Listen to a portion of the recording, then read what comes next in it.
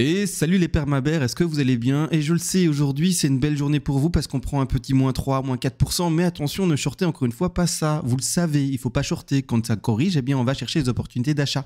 Et d'ailleurs, on va avoir aujourd'hui l'opportunité d'achat dans une flat en running, d'accord? Et donc regardez bien, on a déjà prévisualisé ça sur le Discord, parce que oui, on a un Discord, hein, vous l'avez vu, un mois 30 €, et plus vous prendrez, de mois, et au moins ça sera cher finalement pour le mois, mais c'est-à-dire que regardez, on voyait bien ici tout simplement la consolidation, petite extraction haussière, et puis de nouveaux corrections, et c'est ce qu'on est en train de connaître maintenant, la correction de cette session, différents points d'achat, on va en parler, pour ensuite, vous le voyez bien, continuer à monter. Et d'ailleurs, cette 5 qui est posée là au hasard aux alentours des 78 000 $, on la voit plus haut. On va regarder à quel prix d'ailleurs, on va travailler ça aujourd'hui ensemble. Malgré tout, je vous rappelle qu'il y a ce fameux Discord dans lequel je partage mes plans, c'est-à-dire mes analyses les plus récentes, parce que ça fait quand même 10 jours maintenant qu'il n'y a pas eu en l'occurrence de vidéos, il me semble, sur YouTube. Et il y a également des chats, des forums, il y a également les cours d'Elliott Wave, il y a les lives que je tiens, etc. Bref, pas mal de choses, donc n'hésitez surtout pas à venir nous faire un coucou sur le Discord. Donc ici, maintenant on va partir dans l'analyse et j'agrandis ça en grand, donc on fait un petit F11 pour agrandir l'écran.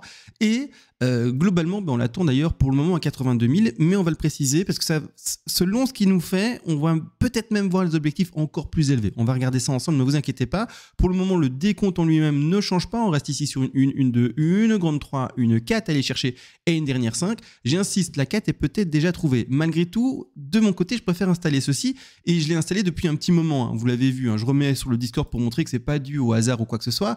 La 4, elle est toujours pas posée, d'accord? Elle est toujours pas posée. Même ici, quand il y avait eu la première chute ici, et puis bottom, et puis on continue à bondir, la 4 n'était pas non plus posée. Malgré tout, et donc je pars dans un flat. Donc malgré tout, je veux quand même insister sur une chose, je ne la pose pas personnellement, à cause de différentes choses. Ici, vous voyez ce qui est en train de pumper, là, ce machin-là. Je n'arrive pas à décompter ça soit en ending diagonale, soit également en une impulsive classique, ou peu importe le décompte, j'arrive pas à le trouver. Donc, ce que pour le moment, moi, je n'indique pas parce que je n'y arrive pas, c'est une 4 qui aurait été extrêmement courte comme suit, et puis la dernière 5 qui se fait maintenant. J'y arrive pas. Donc, je pars dans le principe, comme vous le voyez, d'une flat en running. Donc, ma 4, je la transpose plus loin. Je mets bien ma flat que je vous ai montré sur le Discord, pas besoin d'y retourner 10 000 fois non plus. Ici, rebond de B aux alentours, et alors la zone d'ailleurs de frein, c'est-à-dire le mur, le plafond, là où il doit avoir une réaction baissière, c'est aux alentours des 123, 127, et on peut aller chercher jusqu'au 138. Je reprécise, les 138% de Fibonacci de retracement sont beaucoup plus récurrents, beaucoup plus fréquents quand on se retrouve tout simplement sur un marché traditionnel, c'est-à-dire, j'en sais rien, je vais donner un au hasard, prenons par exemple Netflix. Voilà, j'ai pris un actif au hasard, et ici on se retrouve en non logarithmique, légèrement au-dessus des 138, pas non plus exagéré, donc je veux bien encore rester ici dans la flat pour ma part, et quand on active le logarithmique, voyons où on est un peu plus sur, comme vous voyez, 138, donc on est assez proche, on est franchement à la limite de l'invalidation de la flat. Pour le moment, belle réaction baissière comme on le voit ici. Maintenant, rien ne nous dit qu'on va continuer à chuter. D'ailleurs, je vais vous montrer les zones d'achat pour partir à la hausse, pas pour la baisse, d'accord? Shorter un marché qui est boule, c'est réservé aux professionnels, c'est-à-dire aux personnes qui s'y connaissent réellement. Et quand je dis professionnels, c'est juste des gens qui ont de l'expérience, plusieurs années de trading. Si tu es néophyte, c'est-à-dire si tu es débutant, que tu l'as depuis 6 mois, etc., et que tu ne gères pas tout le money management, risk management, tous les outils qui te sont proposés, stop loss, différents take profit partiels, points d'entrée également variés, etc. Si tu ne gères pas tout ça, c'est-à-dire également peut-être les leviers, je ne sais pas ce que tu utilises exactement, bref, les niveaux de liquidation, on s'en fout.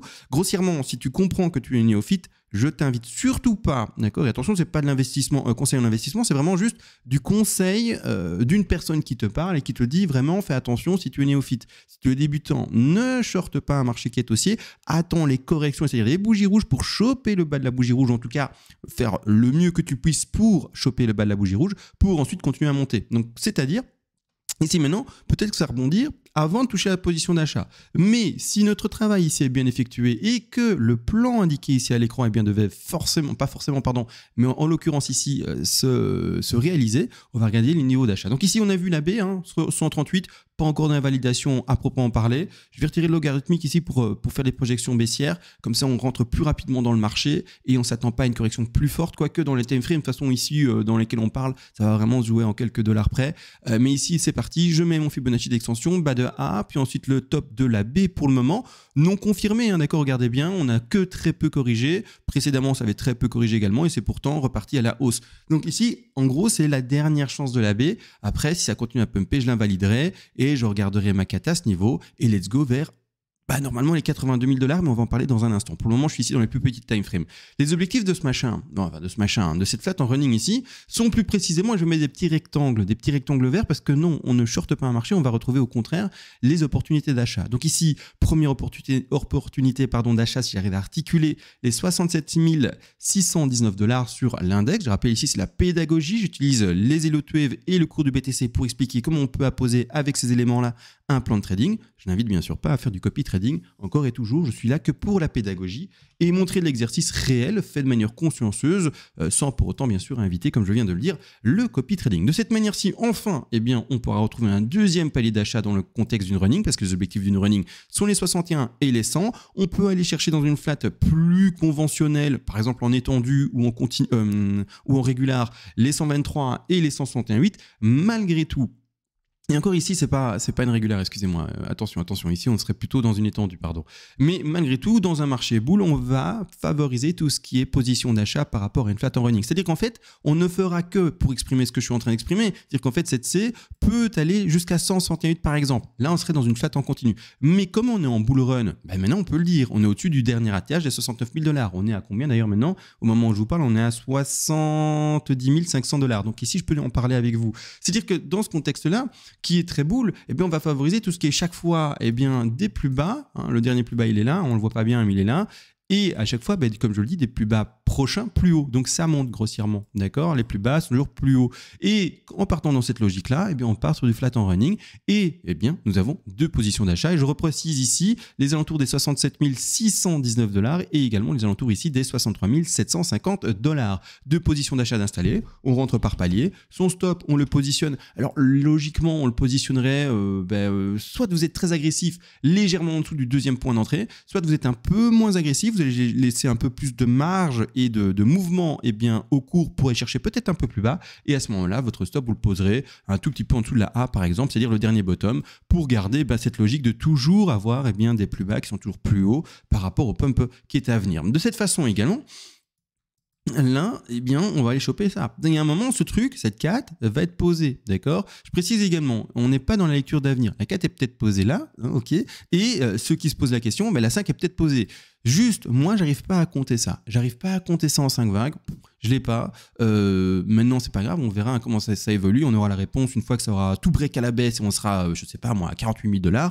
Ou au contraire, le trade prend bien et let's go à la hausse. Également, pourquoi est-ce que je précise si le trade prend bien? Parce que principalement, vous le savez peut-être pas si vous êtes débutant, mais un trader ne gagne jamais 10 trades sur 10. Bien sûr qu'il aura des trades qui sont en échec et c'est même pour dire, c'est tout à fait normal dans la vie d'un trader. C'est-à-dire que le mec qui vous vend du rêve en disant moi j'ai un ratio de gain de 10 trades sur 10 gagnés non-stop, donc 100% de gain sur mes trades, c'est faux, d'accord, c'est faux, il vous invente une vie, non, d'accord, donc clairement, ayez conscience que c'est pour ça qu'on met des stop-loss, pour ça qu'on met différents points d'entrée, pour ça qu'on mettra des TP également ensemble, juste là maintenant, et c'est pour ça également qu'on fait un travail de risque-reward, donc de ratio, etc., qui a un money management. Si vous lisiez l'avenir, vous n'auriez pas besoin de tous ces outils, vous achèteriez chaque fois le bottom, vous revendriez chaque fois le top, etc., et vous le joueriez même peut-être en 15 secondes. Là, vous seriez rentable de fou avec un levier de 2 millions. D'accord, vous imaginez le levier de fou. Bon, maintenant, stop de rigoler. C'est-à-dire que frein là ou là. Moi, je vais simuler le trade. C'est-à-dire que je vais partir sur le fait qu'on corrige à la fois sur les 67 600 et quelques et à la fois ici sur les 63 800 et quelques. D'accord, donc je vais faire un prix moyen comme si on était rentré à hauteur de 50% ici et 50% là. Donc, je vais faire le travail de projection de prix pour installer TP par rapport à ce bas-là. Alors, premièrement, si on se met, regardez bien, mon Fibonacci d'extension, il est où? Il est ici, voilà, super. Si, ça va en 4 heures ou pas? Vous savez quoi, je vais mettre en 8 heures. Ça ira beaucoup mieux, moins de bougies, plus de facilité à ancrer les choses, etc. Voilà, ça ira beaucoup mieux comme ça. Je vais juste recentrer bien l'écran. Voilà, ainsi c'est mieux. C'est-à-dire que ici, ce qu'on va faire, d'accord, d'abord, c'est en non logarithmique. Je vais simuler la moitié. Donc ici, la moitié, une entrée moyenne à hauteur de 65 882 $ pour le trade. De cette façon, je vais à la racine. Mon aimant ici, je vais à la racine, pardon, à mon top de 1, et le truc, c'est qu'en... C'est où le top? S'il est là. Le truc, c'est qu'en non logarithmique, on va regarder quels sont les objectifs. Donc, je me mets au milieu, d'accord? Je me mets au milieu pour ce trade-là. On va retrouver... ça peut encore tenir. Ça peut encore tenir. Les objectifs de 5, je vais déjà les dire pour vous. D'accord, les objectifs de 5, ce sont les 100%. Ensuite, on a les 161,8 et ensuite, on a également les 261,8% de Fibonacci. Donc ici, ce qu'on va installer à l'écran, c'est tous les objectifs. Donc je vais retirer ce grand rectangle, on en parlera plus tard. C'est qu'on va mettre ensemble des rectangles rouges, des positions de vente, c'est-à-dire des zones de take profit partiel. Donc ici la première, ensuite un petit copier-coller et on va en mettre à 161,8. Et pour terminer, le troisième objectif qui va se retrouver encore un peu plus haut, aux alentours ici, des 261,8 et plus précisément des 79 587 $. Deuxième objectif ici un peu plus bas à 74 302 et troisième objectif est encore plus bas à 71 131. Malgré tout, vous êtes en train de vous dire également peut-être, comme moi je me suis en train de me le dire, cet objectif-là, il est plus bas. Et c'est-à-dire qu'on ferait peut-être une 5 en une espèce de tronqué, chelou, un peu bizarre. Effectivement, et là, moi, je ne le favorise absolument pas, mais genre vraiment pas. Donc ici, il faut quand même en prendre compte, mais on va plutôt prendre un TP, comme j'aime l'appeler ici dans cette configuration de sécurité, c'est-à-dire un TP tout petit, de hauteur de, par exemple, 5-10% grand maximum. Et donc, dans cette élaboration de trade ici, on va faire un peu différemment d'habitude, on va prendre le TP majeur à partir de deuxième dans cette configuration-ci. Donc si on chope ces zones d'achat, on va faire le travail de risque-reward par rapport au deuxième, celui qui finit au-dessus de ce qui a déjà été fait actuellement. D'accord? Donc de cette façon-là, on va prendre un outil de risque-reward. Vous regardez ici en haut à gauche, long. D'accord? On se met au milieu, entrée moyenne dans la position. Le stop, on le positionne ici. D'accord? Là, comme vous le voyez, je l'ai mis assez large dans cette élaboration-ci. Et on va chercher le premier objectif que l'on a envie, en tout cas, d'aller chercher comme TP majeur. Ce qu'on voit ici, c'est que le ratio est pas séduisant. Il est seulement de, entre guillemets, 1.24, d'accord?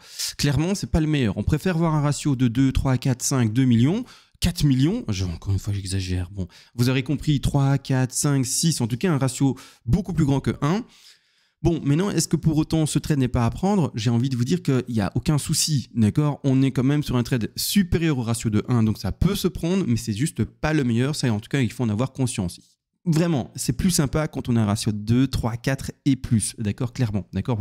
1.24, c'est très proche du 1, quoi, d'accord. Et quand c'est en négatif et quand vous voyez un ratio de 0.618, c'est un trade à ne pas prendre, d'accord. Ne le prenez surtout pas, d'accord. Donc ici, why not? Vous pouvez, mais c'est pas le plus séduisant, clairement pas, d'accord. Maintenant, on va regarder comment ça se passe, d'accord. Peut-être que ce truc continue à pumper et alors c'est un trade pas pris, d'accord.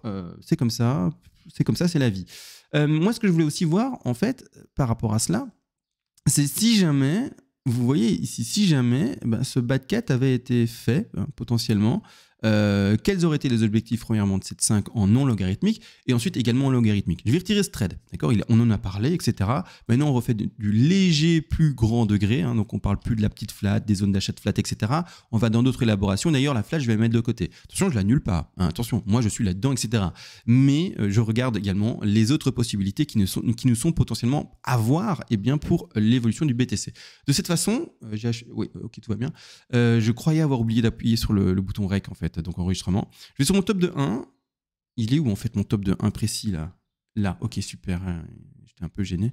Voilà, ça va beaucoup mieux. Il est là précisément. Je vérifie que je ne sois pas en logarithmique et je vais sur mon bad 4. Regardez en fait ce qui me gêne actuellement, c'est que moi, j'arrive pas à compter ça en 5 vagues. J'y arrive pas. C'est peut-être une ending diagonale un peu chelou, quoi que ce soit, et ça ressemble du coup à un biseau ascendant. Et vous aurez compris, s'il break vers le bas, c'est une belle correction, etc. Blablabla. Bon, ça sera compris. Et les objectifs d'une 5, je les rappelle, je les ai déjà dit il y a maintenant 5 minutes, ce sont les fameux 100%, 161,8 et 261,8. Où est-ce qu'on est maintenant? On est pile légèrement au-dessus des 261,8. Donc, à la fois, soit la 5 elle est terminée et maintenant on va vraiment corriger, et c'est-à-dire qu'on va quand même aller retrouver les points d'achat, mais on va aller plus bas jusqu'au point d'aller chercher le stop loss et on va chercher en fait ce bat 2, parce qu'après, là maintenant on est sur le dernier rebond en soi, d'accord. Le bat 2 on en parlera, donc c'est-à-dire trade perdant, on se fait chasser, ok, et puis on attend le bat 2 pour acheter et pour après bien sûr monter par la suite sur les prix pour le BTC. Et donc une nouvelle mise en place de trade. Pour le moment, on n'y est pas. On n'est pas sur la cassure, etc. Mais en tout cas, vous savez qu'on est finalement proche d'un précipice. Et le précipice se fera quand on aura fini la dernière 5. Et quand on amorcera la 2 qui est ici en grise. Et donc, en parenthèse, comme vous le voyez. Donc là, on est sur un frein. Mais j'ai pas cette fameuse ending diagonale. J'arrive pas à la lire. Celui qui arrive, tant mieux. Moi, je ne l'ai pas à proprement parler. Mais elle est possible, d'accord? Comme ça, vous êtes au courant. Je préfère l'installer comme une WXYZ ou un truc comme ça pour un décompte de B. en flat running, comme je vous ai montré à l'instant, il y a de ça 3-4 minutes, et pour aller chercher la C actuellement potentielle. Bon, on verra, bien sûr. Ce que je voulais aussi dire, c'est que dans le cas où, eh bien, tout ceci, parce que quand on regarde là, en non logarithmique, mon objectif de 3, regardons ensemble l'objectif de 3. Je vais ici à la racine de ma 1 en bleu, je vais mon top ici, je vais à mon bas, eh bien, de 2, et ma 3, elle explose les 423,6. Elle va vraiment plus haut. Moi, dans cette configuration-ci, je suis en train de me dire, et si je passais pour travailler ici, dans ce contexte-ci, où la 4 explose les Fibonacci, etc., pour travailler la future 5, et donc la 5 est en train de se dessiner maintenant et qui est soit finie, soit pas, hein, d'accord, ici, travailler cette future 5, est-ce que je ne passerai pas finalement en logarithmique? Pourquoi? Parce qu'en passant en logarithmique, là tout d'un coup, eh bien, ma 3 se retrouve de nouveau dans des zones cohérentes par rapport au Fibonacci d'extension. Et d'ailleurs là, on est 423,6, mais moi je finis ma 3 ici en l'occurrence. Donc ici, on est de nouveau dans des zones cohérentes par rapport bien, au Fibonacci.